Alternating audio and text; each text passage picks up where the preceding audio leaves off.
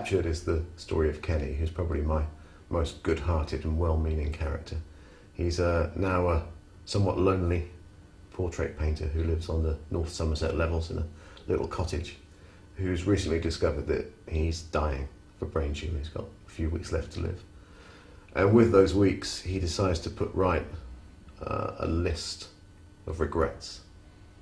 Things he didn't do, people he hurt. And working his way down the list, he comes across Callie Barton, who was a young girl at school when they were 9 and 10, who was very kind to him. The adult Callie Barton made a bad marriage and disappeared. There was a suspected murder, but nobody was ever found, and her husband Jonathan, who was the chief and really sole suspect, was never charged with her murder, and now has gone on to live an ordinary and apparently happy life with a new partner and his own business, albeit a struggling business. And Kenny decides that his last duty on earth is to find out what happened to Callie Barton and in some way to put it right. The cord was still round Jonathan's throat. He'd fretted and fussed and stretched his duct tape manacles, but they'd held. Kenny scrutinised him with some satisfaction, like a nurse with a difficult patient. Then, using a sponge, he applied rubbing alcohol to the duct tape on Jonathan's face, massaging it into the bristly skin. He picked at the corner of the tape, and soon he'd made the corner edge large enough to get a good grip, and he peeled the tape away in one long movement.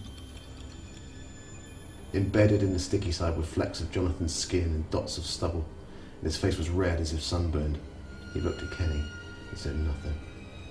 Then he exploded into something like a seizure. He bucked and thrashed in his bonds. He foamed at the mouth until the cord choked him and made him placid again. Aspects of Kenny are borrowed from aspects of my own personality, but also more so than probably any other of my fictional characters. I've borrowed bits of real people that I know and love and given to him. Kenny's got a certain gentleness about him and a certain goodness which isn't rooted in naivety. It's a proper spiritual at-heart goodness, which again is a quality that I greatly admire in people. It's very rare, but greatly to be cherished when you come across it.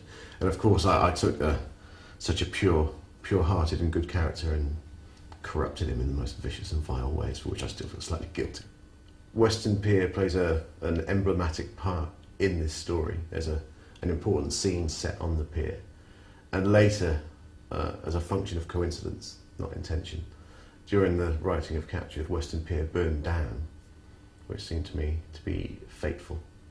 What fascinates me about revenge and revenge stories is that, in a way which is sometimes difficult to articulate, our worst excesses, our worst crimes, the most bestial aspects of our humanity is a function of our love. That we kill and maim for love of country, inappropriate love of country, love of city, love of area, love of soccer team. That sexual jealousy drives men to wild excesses. In so much of the worst aspects of our humanity is bedded in what's finest in our humanity, which is love. And that's an essential paradox which I can't quite let go of. I can't work it through.